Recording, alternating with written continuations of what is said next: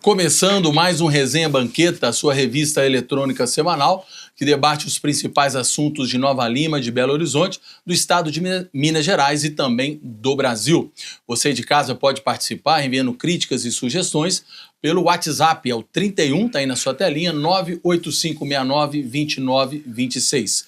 Sempre ao meu lado as presenças de Zé Raimundo, que é colunista do jornal Cultura e Comércio e também apresentador do programa Conexão Leão, e Ederson Lírio Betão, que é bacharel em Direito, é também ativista da causa animal e servidor público municipal concursado. Vamos começar falando hoje, quinta-feira, dia 12 de fevereiro, pré-carnaval. Aliás, né, já estamos no carnaval.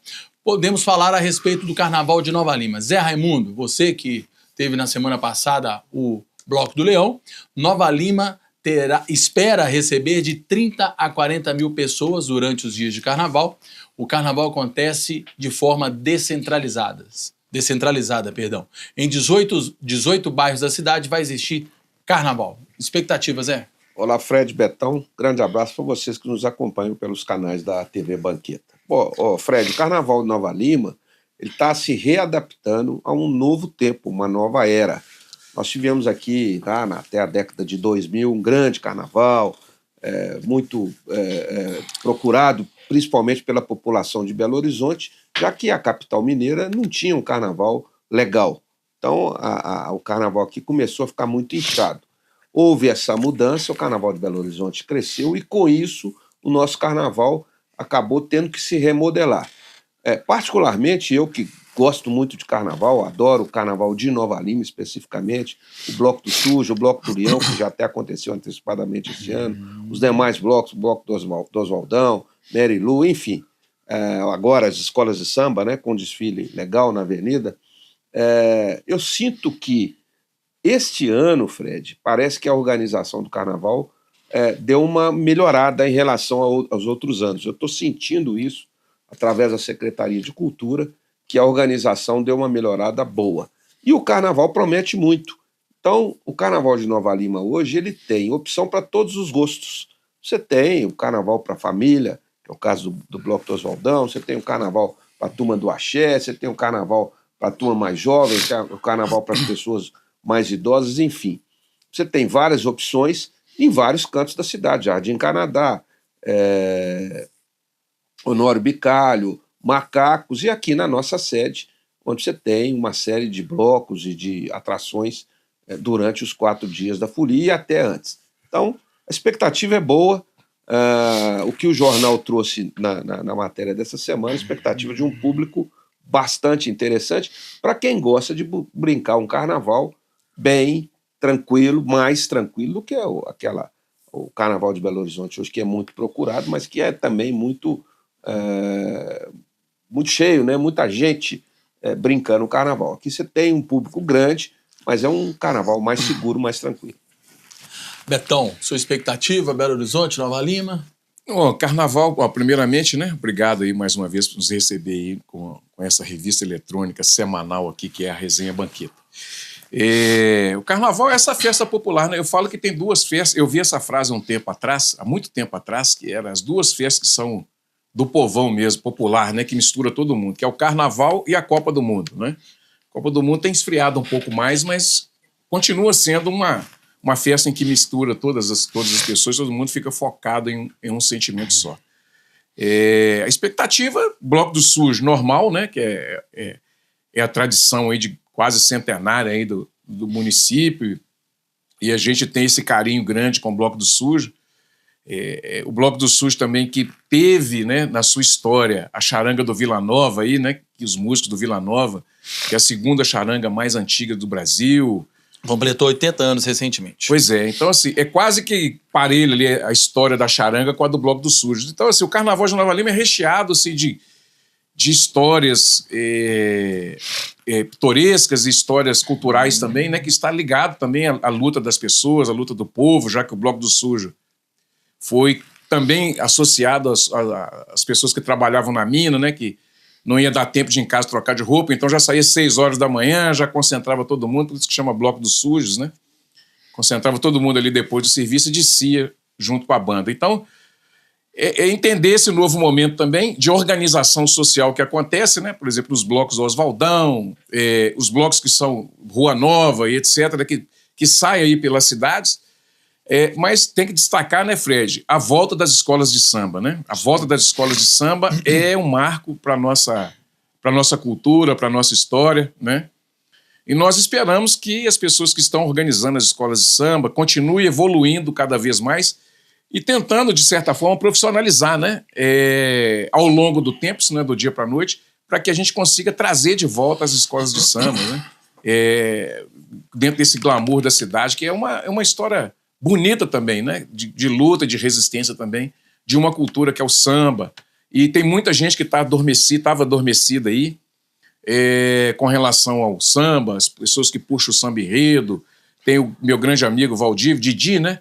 Meu amigo de infância, que é puxador de escola de samba, de enredo de escola de samba. Então, assim, tem tanta gente bacana que está envolvido com isso. Meu amigo Herbert Rett, na União do Rosário.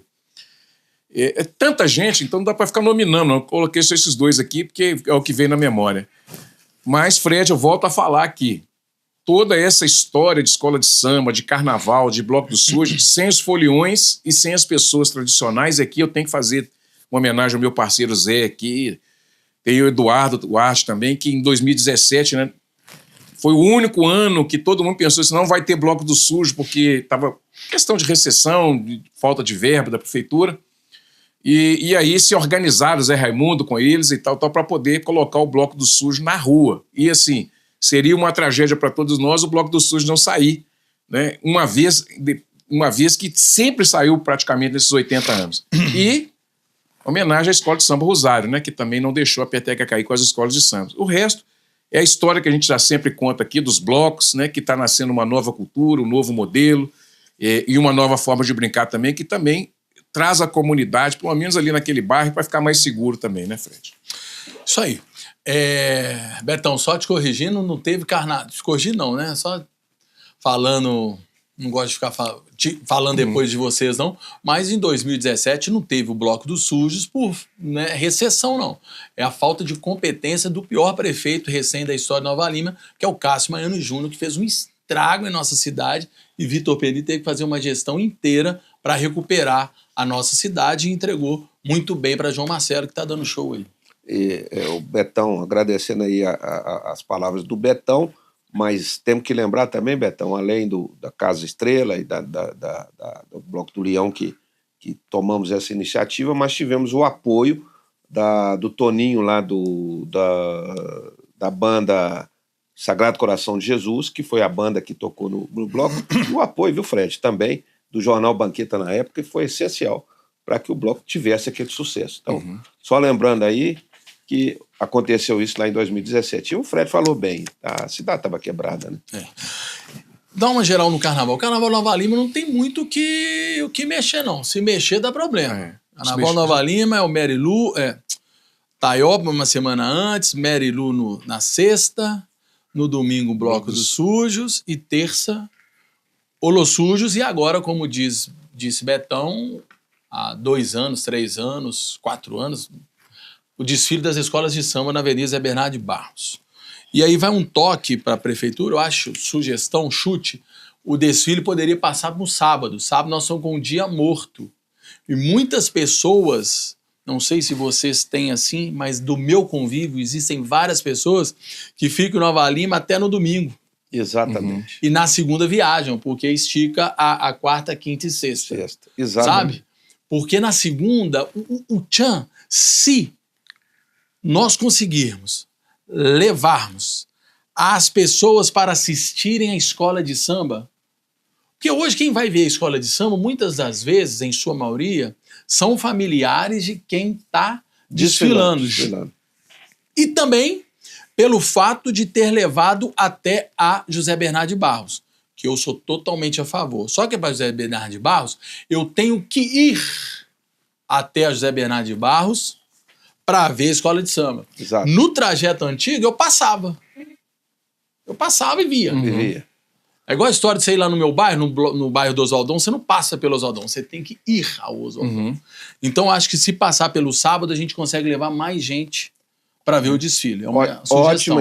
Ótima ideia, Fred. Eu não tinha pensado nisso, e é verdade. Uma grande parte da nossa população, Betão, sai, fica aqui até o domingo, em função até muito do Bloco do Sujo. Espera o Bloco do Sujo lá. E viaja na segunda. Primeiro que é um dia tranquilo para você viajar, a estrada está mais vazia e tal. E segundo que existe essa pegada.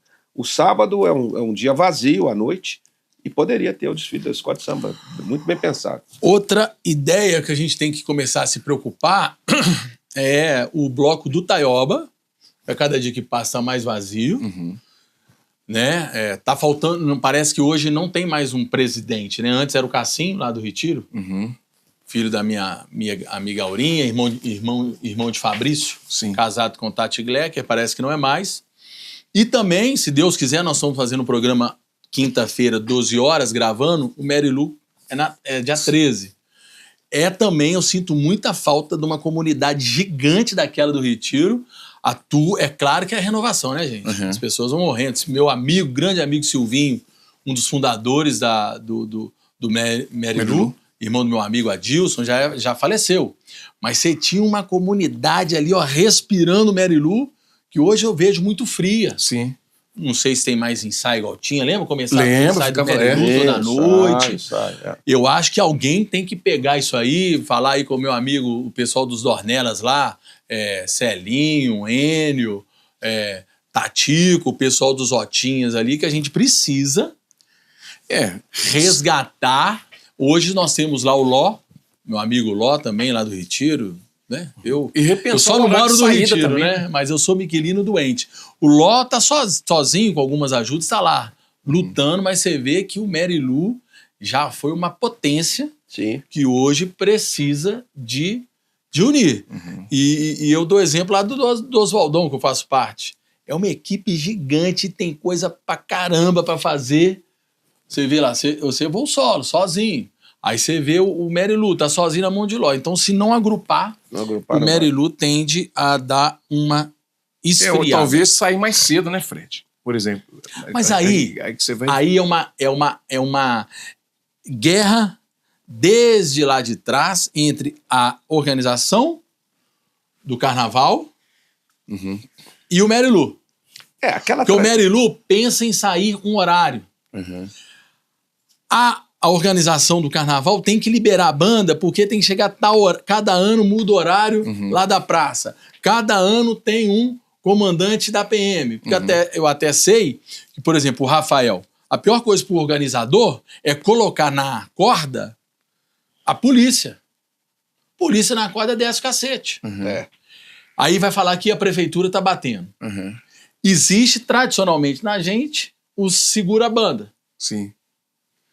Se você deixar muito segura a banda ali e não ter o apoio, às vezes, da polícia, você não chega na praça numa hora, 2 horas da manhã, não. Então tem essas nuances aí que... pensar, né? O detalhe que o Betão falou, eu até concordo. O horário de saída do bloco, não é só o Mary Lu, mas estamos falando especificamente dele, tem que ter um horário, sim. Tem que ter um horário mais cedo. Porque muitas vezes, eu particularmente, como muita gente, fica ali no bicame, tomando uma cerveja, esperando o bloco passar. E o bloco demora demais para passar. Quando chega no bicame já muito tarde.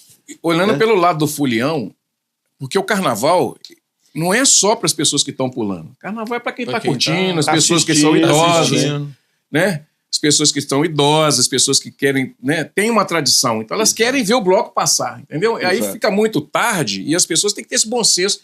Fica muito tarde, as pessoas idosas têm que ir embora, né? Então, assim, o Bloco do Sujo, que é um Bloco do Sujo, só que na sexta-feira, ele tem que ser, o Mary Lu, um bloco assim, sociável também, sair mais cedo, para que as pessoas possam... Minha mãe, por exemplo, ela quer ver e tudo, mas como é que eu vou ficar com minha mãe até 10, 11 horas na rua, meia-noite na rua? Não tem condição. Então, sair mais cedo talvez seja a solução e até revitaliza isso, porque às vezes a pessoa sai no bloco ali, aí já fica num bar, já fica num outro lugar e tal, entendeu? É verdade. Quando for 1h da manhã já acabou. Uma e pouco já acabou e tudo. Quem tinha que ver, viu, entendeu? E prestigia também quem fica na rua, porque muita gente idosa, muita gente que fica esperando, né? Porque às vezes no domingo tá muito sol, não vai poder sair e quer ver o bloco na noite, que a noite é mais confortável, né? A noite, principalmente para idoso, né? É mais confortável. Então, organizadores, pensa nessa proposta aí nossa aqui do Resenha, de entrar em acordo aí com a prefeitura. Vai ser bom para todo mundo, para os foliões, para quem está saindo no bloco, para as pessoas que estão assistindo e para a prefeitura também. Beleza. Ainda no tema de carnaval, falamos 15 minutos do carnaval de Nova Lima e tudo focado muito no Bloco do Sujo, no Merilu, que o coração disso é o que a gente ama, que é a banda, né? Ao som da banda, o Nova Limense fica doido. E com isso, o Banqueta trouxe em sua matéria a valorização da banda União Operária, porque é através da banda União Operária, que vive muitas das vezes com muitas dificuldades, no qual a Prefeitura de Nova Lima tem que entender que a banda é parceira do município. É patrimônio. É patrimônio. A banda União Operária está no meu coração e deveria ser dos novalimenses, como Hospital Nossa Senhora de Lourdes, Vila Nova, Banda União Operária, é um dos nossos maiores orgulhos, então a prefeitura tem que entender que é parceira e nós focamos nisso, Betão. É essa banda que forma a maioria dos músicos da cidade. E com isso nós trouxemos todo o destaque da banda, do Bloco do Sujo, de Zé Fuzil, e aí vai.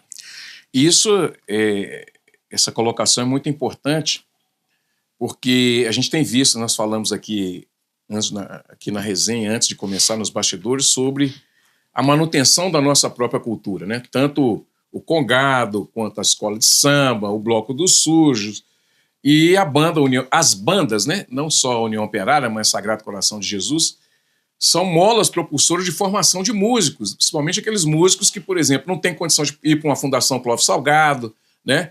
E também tem músico que faz as duas coisas, faz a Fundação Clóvis Salgado e participa também da Escola de Música de Nova Lima e também da União Operária e das outras bandas, e da outra banda também. Então é importante, gente, que a gente tenha essa consciência cultural, intelectual e pensar também que esses patrimônios que a gente tem, eles não morrem, eles não vão morrer. Porque, tradicionalmente, as pessoas vão continuar com um modelo de resistência, vai continuar carregando isso, né? Pode estar um pouco mais aflorado, mas as pessoas vão ficar ali lutando com aquilo ali e tal, porque é um processo cultural que vai passando de pai para filho. Nós mesmos já fizemos várias entrevistas que eu fiz da banda, fiz do Congado, né?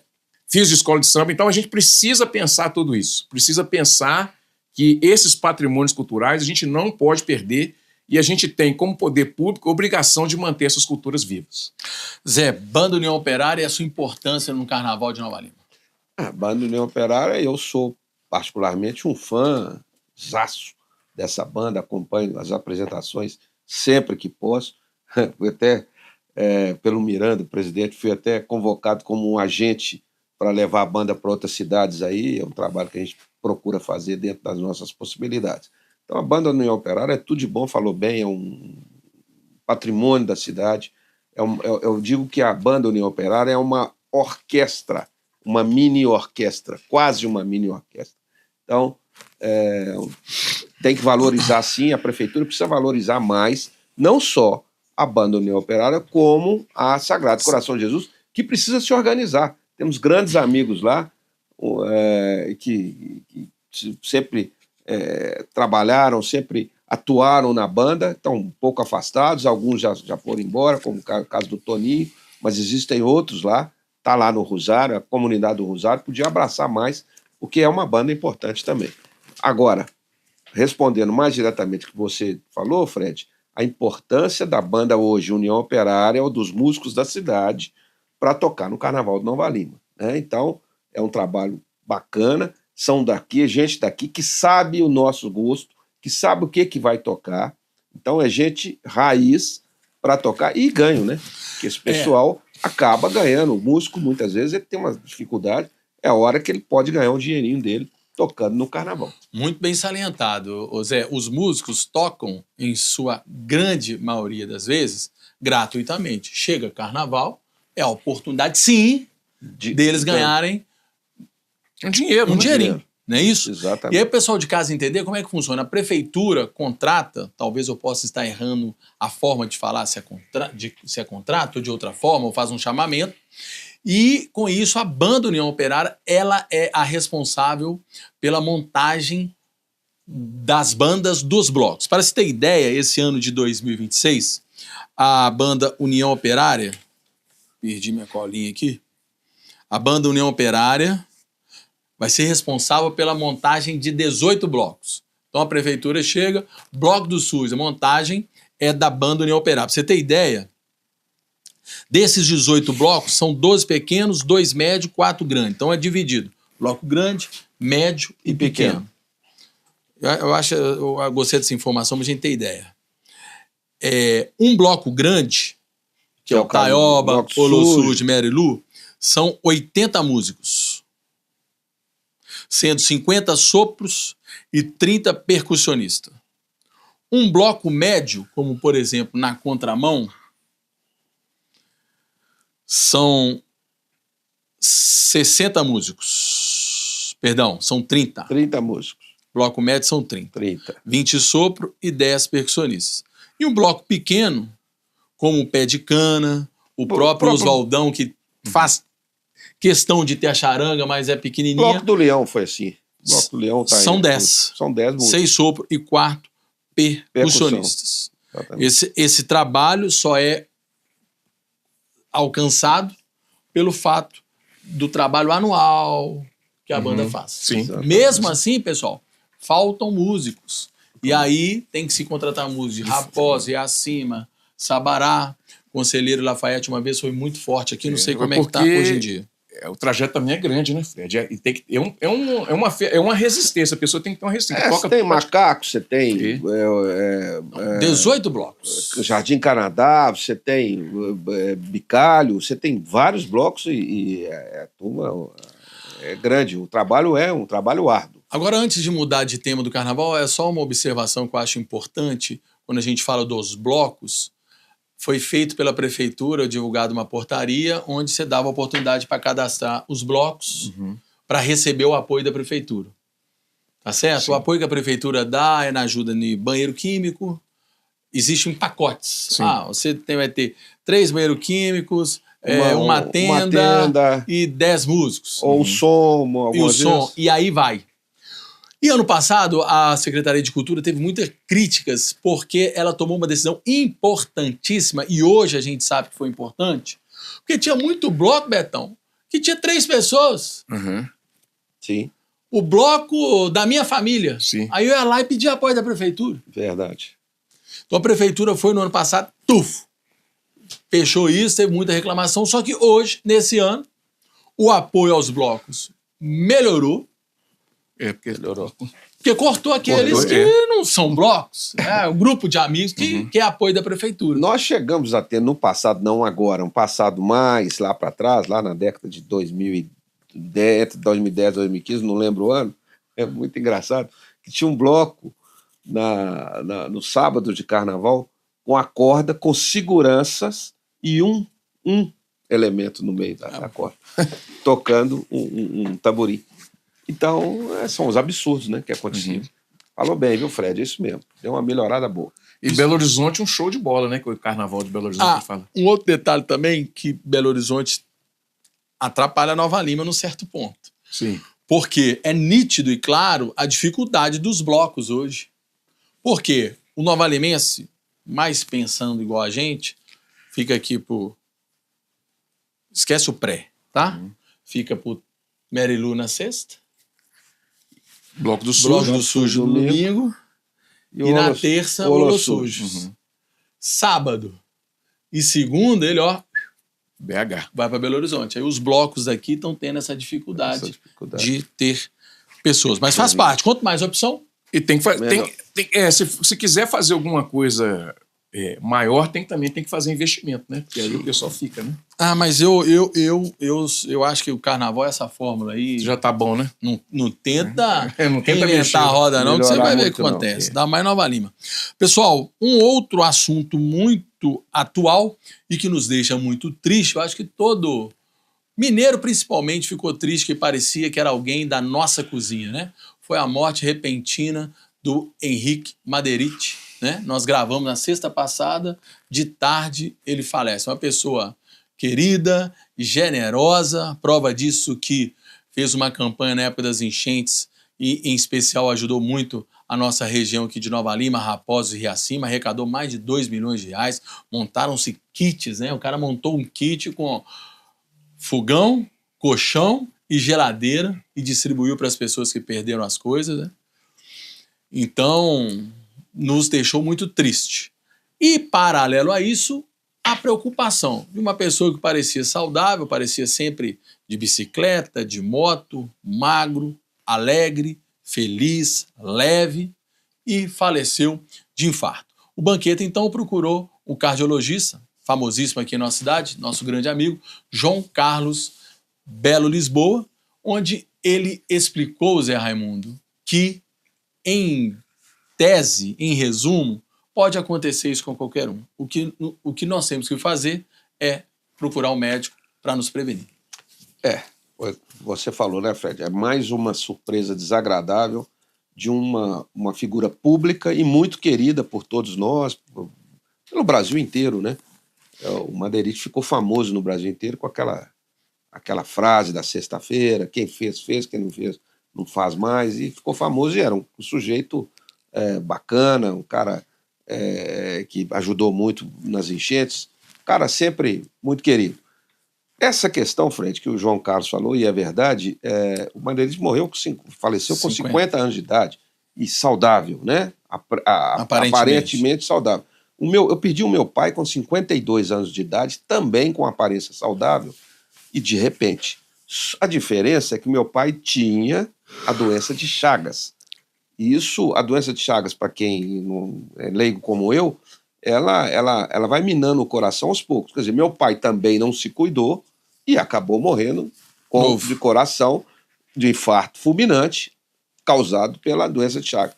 Talvez esse não seja o caso do Maderite, com certeza não deve ser, mas pelo que mostrou o doutor João Carlos, que é um especialista no assunto, um abraço aí para o doutor João Carlos, nosso parceiro também, e talvez tenha faltado isso para ele, né? Quer dizer, um cara que se cuidou, que fazia ginástica, que era comedido em muita coisa, mas talvez não tenha se cuidado da maneira devida, né? A reportagem fala muito isso, do risco, né, das pessoas de 40 a 60 anos que podem ter, sim, um infarto fulminante, e por isso é importante a prevenção. Betão, 2 temas, né? Primeiro, a tristeza pela perda repentina do Maderite e, segundo, essa preocupação que todo mundo deve ter ficado. Poxa vida, se ele morreu, eu então... Na realidade é o seguinte, a morte do Maderite, ela colocou muita gente em reflexão, né? Todo mundo, quer queira, quer não, no final de semana, teve seu momento de reflexão do que é a vida e do que pode ser a vida para todos nós, né? Você tinha ali, obviamente, que as redes sociais têm esse problema, né? Que é assim, você olha... Você acha que é de uma tá todo mundo bem. Ele mesmo falou. Ele falou assim, mano, eu tenho um vídeo dele no Instagram que o cara manda para ele assim, Maderite, quando você coloca na internet, você só coloca coisa alegre, parecer que sua vida é toda feliz. Você tá bem o dia todo mesmo? Tá bem o dia todo e tal. Eu falei assim, lógico, eu tenho que mostrar a hora que eu tô feliz. Se eu te mostrar os meus boletos, você não vai passar o QR Code para pagar. Então é o seguinte, a morte dele colocou todo mundo em reflexão, porque a vida, apesar dele falar, né, que tem que viver a vida, que tem que curtir as coisas, né, que tem que ajudar o próximo e tal, que é coisa que ele fazia notoriamente, né? Mas no fundo a gente não sabe, né, como é que é a vida da pessoa, porque era um homem de negócios, eu fui vendedor há muito tempo, ele veio do campo, né, do ramo de vendas, né? Então eu fui vendedor muito tempo. Ele é um cara que saiu lá do Califórnia, então assim, teve filho com 16, com 17 anos, 17, 18 anos, acho que com 19 já tinha os 2 filhos. Então assim, é um sujeito que ao longo do tempo, até pela característica assim, desse tipo de profissão, de vendedor, né, é um cara que está sempre para frente, muito agitado, muito com a visão muito empreendedora o tempo todo.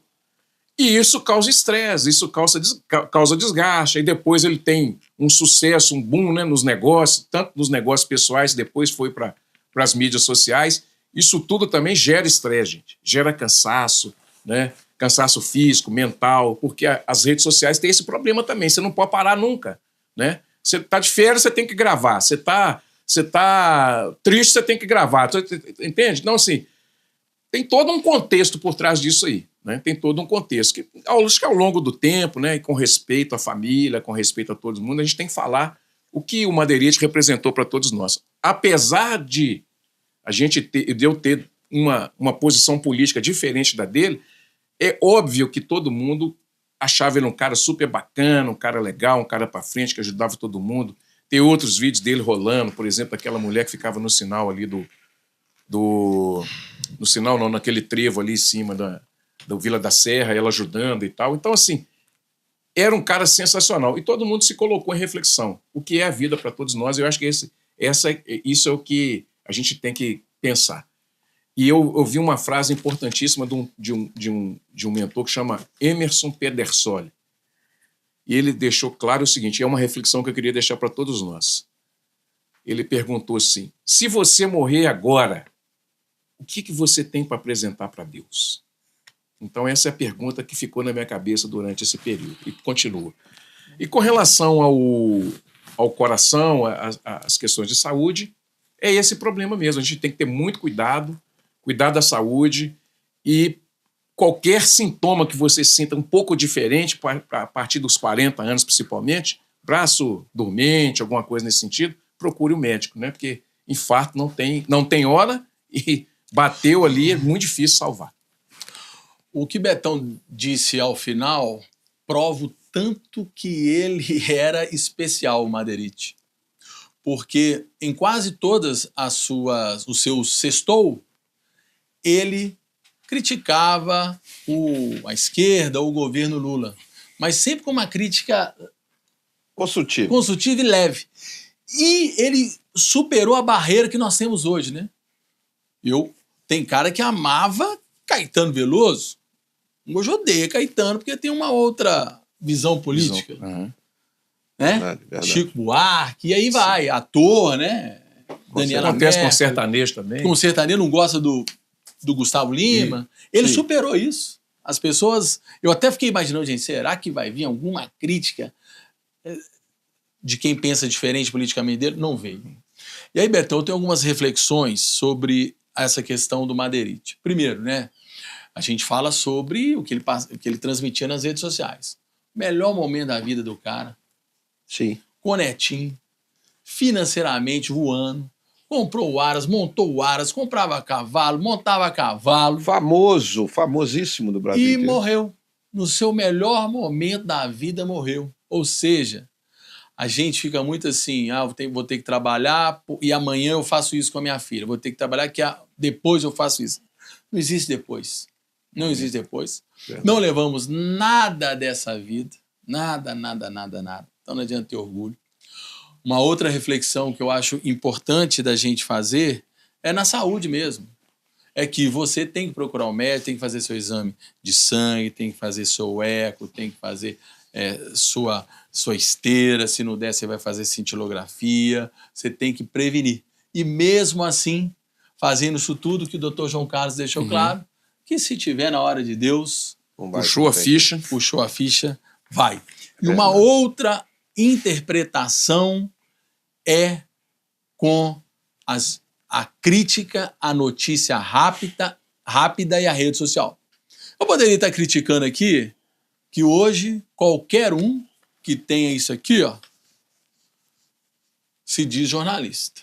Qualquer um que tem isso aqui se diz que tem um jornal.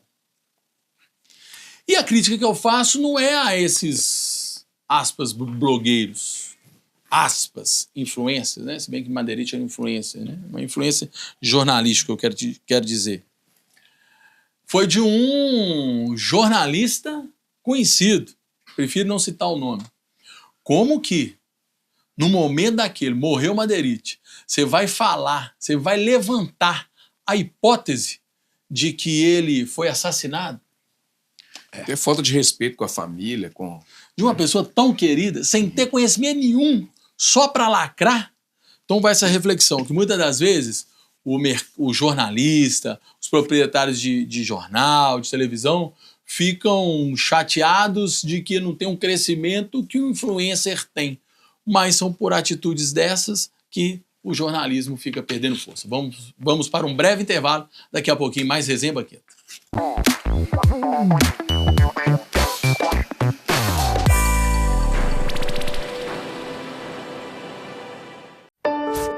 Sonhos cabem no papel, mas podem se tornar realidade. Eles crescem com apoio e investimento no presente. Educação para todos é o que inspira a LBV a buscar um futuro melhor para milhares de crianças e adolescentes. Acredite nesses sonhos, apoie suas realizações. Quando a LBV ligar, diga sim! Dengue, zika, chikungunya e febre amarela urbana são doenças transmitidas por um mosquitinho, o Aedes aegypti. Contra ele, a prevenção é a melhor solução. Vamos eliminar os focos de água parada nos vasos de plantas, nos pneus, nos recipientes abertos. E um repelente é sempre bom. Vamos juntos com a LBV. Diga sim à prevenção. Apoio TV Banqueta.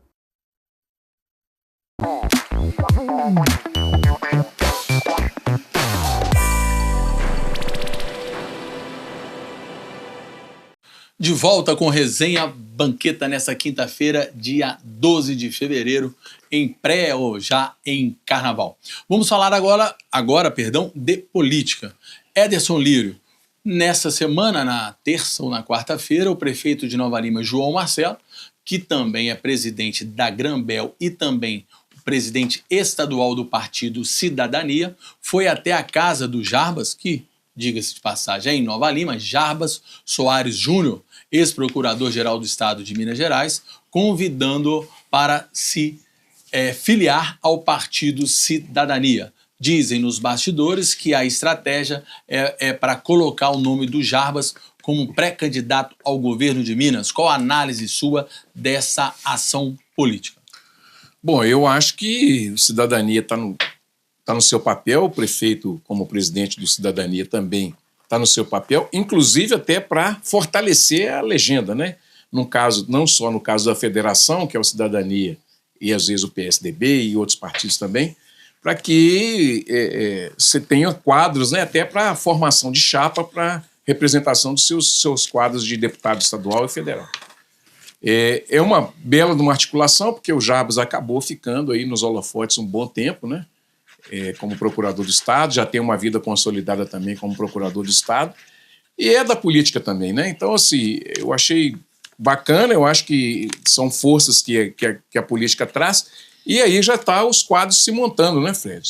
Já está montando ali para ver quais serão as articulações, tanto para uma possível candidatura aí do Pacheco, com outras forças políticas e tal, e o Cidadania se colocando no jogo aí com um nome de peso, né? É importantíssimo. Zé Raimundo, sua análise. Só essas articulações tá no momento, né, de acontecer, e o João Marcelo está fazendo o papel dele. Como pela posição dele atual, ele está buscando alternativas interessantes, conforme disse o Betão, para a legenda dele. Então, está normal e está valendo, né? O papel dele nesse momento é esse. O João Marcelo está se mostrando, mais uma vez, muito jovem ainda, mas um articulador de peso. O nome do ex-procurador do Estado de Minas Gerais, o Jarbas, é um nome que, se fosse para a política, seria importante. Claro que para ir à política, o Jairo tem que... Jarbas, perdão, ele tem que deixar o Ministério Público. Mas o Ministério Público perde um procurador e, ao mesmo tempo, a política ganha um nome de peso e o nome de uma pessoa séria. Porque se as pessoas sérias não entrarem para a política, nós vamos continuar sendo governadas por alguns nomes aí que são sempre reeleitos, que não mereciam, não merecem o nosso voto. E os aventureiros que chegam também, né, Fred? Então, isso, chega aventureiro, defende uma causa e vai. O problema todo é que esses sérios, como é o caso dele, não querem, né? Não quer, porque na hora que você pensa em colocar, vem as pancadas. Aí você fala assim, poxa, no caso do Jarbas, a condição financeira que uma história dentro do Ministério Público de salário que é regido pela lei lhe concede. Sim. Né? Ele vai, com todo nome de respeito, vai na política para entrar com esse emaranhado de críticas que existem às pessoas boas e às pessoas ruins, então Sim. fica realmente complicado, há de se pensar. E elogiar não, identificar a ação do João Marcelo.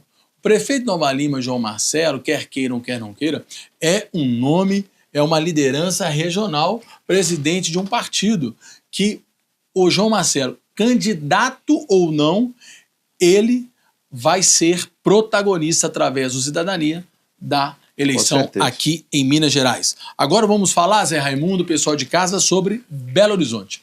O prefeito Álvaro Damião já adquiriu, através da Prefeitura de Belo Horizonte, os triciclos motorizados que irão substituir os carroceiros, né? Quem passa ali pelaquela região da rodoviária vê várias pessoas ainda trabalhando com carroças. Zé Raimundo, qual é a sua opinião a respeito disso? Já era para acontecer há muito tempo, né? Há várias décadas que nós estamos falando isso em Belo Horizonte e em outras cidades também. No caso, vou dar aqui o exemplo de Poços de Caldas, por exemplo, turisticamente tem lá as carroças, as charretes, né? E lá existe uma guerra também nesse sentido. No caso de Belo Horizonte, eu sou prova disso desde a minha época de menino, gente. Eu estou já com 65 anos de idade e, na minha época de menino, essas carroças eram normais em Belo Horizonte. Quanto tempo passou, a cidade cresceu, tudo mudou e continuam as carroças lá. Então, com tudo que nós já debatemos aqui, o Betão, que é especialista no assunto, questão dos animais, a sociedade mudou em relação a isso, já era para ter acontecido essa substituição há muito tempo. Está certo, o prefeito Álvaro Damião, lá de Belo Horizonte, está implantando esses triciclos que são muito mais modernos e muito mais normais de acontecer no dia de hoje. E ele falou bem no discurso dele, só para encerrar, Fred. Fique à vontade. Os donos de cavalo não precisam ficar tristes e chateados, não, que eles vão continuar com seus animais na casa deles, como amigo, como companheiro, como animal de estimação. E vão trabalhar com e vão ter esse treinamento, inclusive. Quer dizer, o dono de uma carroça, o carroceiro, que está muitas vezes reclamando, como é que eu vou fazer para me sustentar? Ele vai ter um preparo para poder atuar com esses triciclos. Então está tudo normal e está valendo. Perguntar se é uma ação legal para um ativista animal como o Betão, se a troca do triciclo motorizado no lugar das carrocerias, né? Dos carroceiros, dos cavalos, né? Na verdade, dos cavalos. Na realidade é o seguinte, essa é uma preocupação que eu sempre tive, assim, também porque no campo da ciência animal, você trabalha todos os sentidos, né? Então, por exemplo, as questões humanas e a não humana também, né? As que não são humanas. Então, se tem que olhar os dois lados. Por isso que chamam de conceito de saúde única, que é o que a gente aplica aqui no Nova Lima. Todas as vidas importam, tudo tem seu valor, né? No caso de Belo Horizonte, com esse achatamento e acabando com o transporte de tração animal, coloca-se fim aí a um sofrimento brutal que os animais sempre sofreram, né? Como condição natural, como se fosse natural, né? Um animal servir ao homem na condição ali praticamente escravo mesmo, até morrer trabalhando, né? Como foram vários casos aí, né? Hoje a gente tem um olhar completamente diferente. Você vai ao Ministério Público na SEDA, através da doutora Luciana, né, que já esteve aqui no programa, uma amiga muito próxima minha hoje. Aqui em Nova Lima, a doutora Cláudia, né, em Belo Horizonte, os promotores que atuam nessa causa. Hoje tem esse entendimento, né, que um animal é um ser senciente, precisa ser respeitado a sua condição, né, de sofrimento, né, e respeitar também a sua dignidade animal. Então, o prefeito Álvaro Damião, ele traz um exemplo para todos nós, né, no sentido de respeitar isso, né, e também não desamparar as pessoas que vão dirigir aquele, vamos dizer, um triciclo, né, com a carrocinha atrás, para coletar os seus materiais. Não tem mistério, é elétrico, não vai ter mistério. Olha, todos esses catadores, possivelmente, tá, já recebem benefícios de governo estadual e federal e nacional. Então, Bolsa Família, eu não sei, eu não posso dizer, mas os benefícios da Prefeitura de Belo Horizonte devem receber algum. E agora vai receber também, esses que estão cadastrados, que participaram do cadastramento do edital, vão receber esses triciclos aí. Ah, vai ter gente que não vai conseguir dirigir, vai ter gente que não vai... Olha, isso é uma questão que vai ser, no caso concreto, vai ter que ser pessoa por pessoa, mas o que importa é que, em detrimento do sofrimento animal, foi tomada essa decisão e não foi deixado ninguém desamparado. As pessoas vão continuar sendo amparadas e vão ter que dar sua contrapartida. Cada um fazendo um pouquinho, gente, esforçando um pouquinho, vai melhorar a condição de vida dos animais e das pessoas também, né? E isso é muito importante para todos nós. E que isso sirva de exemplo, Nova Lima já tem um TAC assinado de proibição de carroça, né? Vai estar elaborando a lei para que a gente definitivamente proíba também carroças no município, que aqui já não tem, mas a gente também não vai ter essa condição de... no futuro não migrar essa cultura para cá, para nenhum bairro de Nova Lima, e a gente poder ter essa condição também, não só de proibir, mas de antecipar a proibição de animais de tração animal. Veículos de tração animal. Desculpa. É importante ressaltar que desde o dia... Desde o dia 22 de janeiro está proibido os carroceiros percorrerem Belo Horizonte, circular. E a gente acha que são poucos, não, são quase 500 cadastrados pela prefeitura. Exatamente. Mas não são só, não é que não são só flores, né? Há também uma contrapartida que tem que ser dada pelo condutor. Uhum. É exigido carteira de CNH de moto.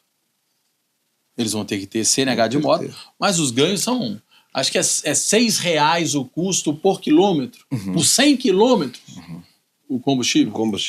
Então, acho que é bem bacana essa atitude. Tem que se adaptar também, né? Do governo tem que se adaptar. Aqueles que são mais idosos, mais velhos, aí tem que buscar que são casa a casa assistência social. A maioria passa de pai para filho. Você vê assistência social, uma coisa que eu queria falar também, que eles estão fazendo em Belo Horizonte, que é uma ação super legal, a gente pode discutir semana que vem, assim, com os moradores de rua. A intervenção, Fred, aquilo que a gente fala aqui, a van que atua com os moradores de rua. Então, a assistente social em Belo Horizonte está de parabéns. Lá tem a Secretaria de Direito da Mulher, de Desenvolvimento Humano, muito competente, né? A Isabela Pedersoli esteve aqui com a gente também. Então, vai ser muito comigo, né, aqui no programa, muito bem trabalhado. Eu acho que é por aí mesmo, sabe?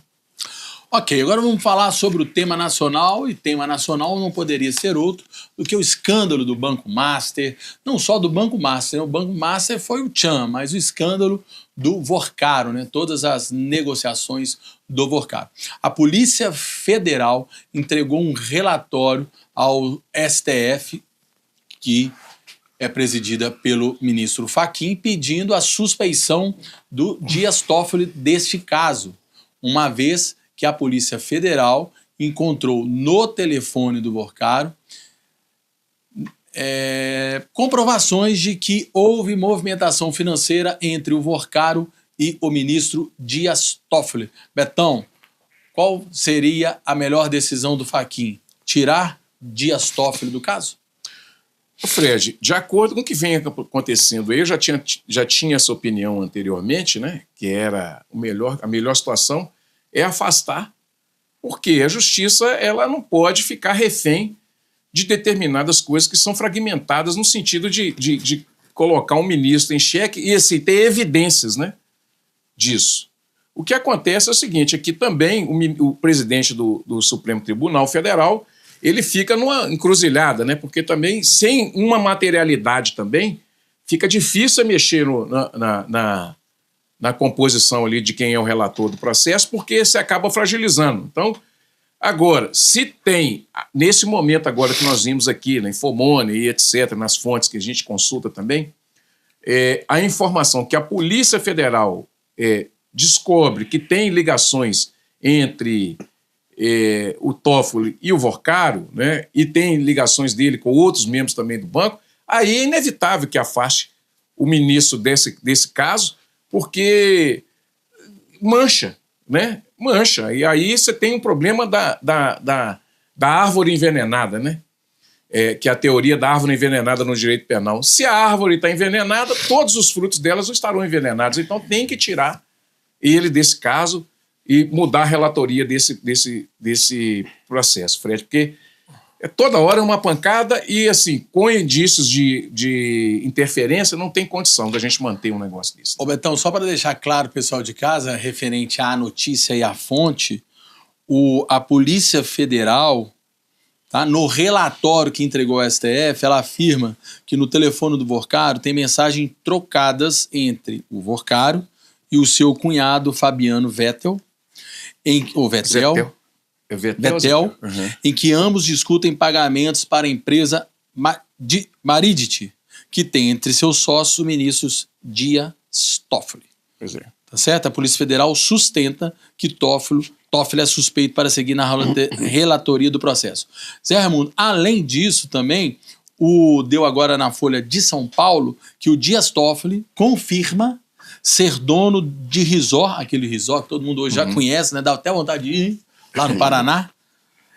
Mas o Dias confirma que é sócio, mas diz que não era amigo e nem recebeu dinheiro de Vorcaro.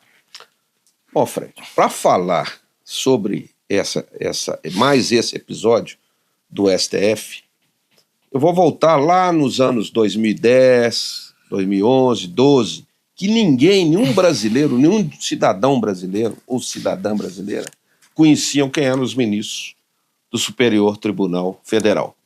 Ninguém sabia. Essa onda começou lá com os embates entre o ministro Joaquim e o ministro Lewandowski. Não sei se vocês vão se lembrar. Gilmar Mendes e Joaquim Barbosa. Gilmar Mendes e Joaquim Barbosa.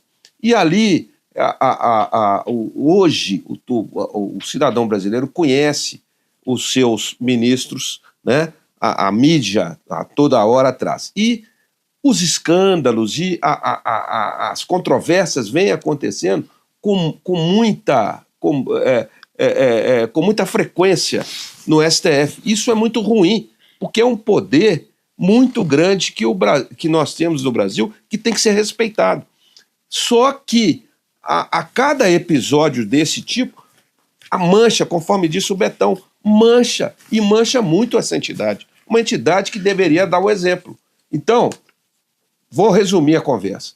O ministro Toffoli já tinha que ter saído há muito tempo desse caso, já tinha que ter se licenciado há muito tempo, e agora a bomba ficou na mão do Fachin, do outro ministro Fachin, que tem que resolver a parada, que é o atual presidente do STF. Então, mais uma questão que era desnecessário de acontecer. Eu acho que o STF tem que ser o exemplo para o cidadão brasileiro, e não um questionamento. O que mais me impressiona nisso tudo é ver algumas pessoas não se indignarem com o que nós estamos descobrindo, misturando direita e esquerda nesse assunto. Eu não consigo entender quem não se indigna por esse mesmo ministro que cancelou uma multa de milhões de reais da JBS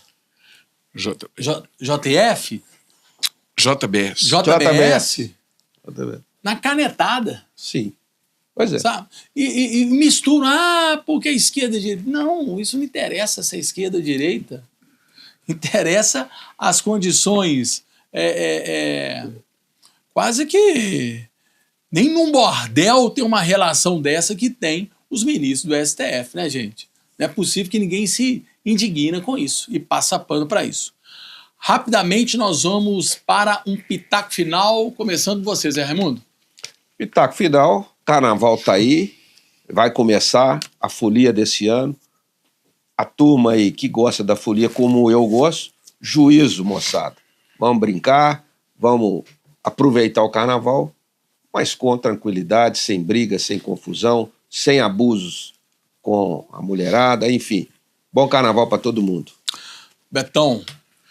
Bom, o pitaco final é deixar um abraço para todos, né? E esse carnaval realmente é muito cuidado, todo mundo, muito juízo, né? Não vai deixar o juízo amarrado em casa, não, hein, gente? Sai com juízo. E deixar aqui também uma homenagem especial à família, né, do Maderite, né, que apesar de politicamente a gente ter uma posição completamente contrária um do outro, a gente sente, né, como se fosse um amigo querido de todos nós, né? Então deixar aí o conforto e o carinho para a família e que esse momento de luto vai passar e vai ficar as boas lembranças desse grande brasileiro que nos deixou aí essa semana, né? Com todas as ressalvas políticas que nós poderíamos ter, mas o abraço é grande e um carinho para toda a família, viu, gente?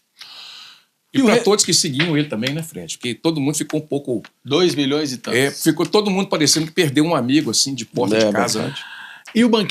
E o Resenha Banqueta encerra hoje, como não poderia de ser, fazendo homenagem ao Henrique Maderite, que já esteve aqui na TV Banqueta em 11 de fevereiro de 2022 e foi extremamente simpático.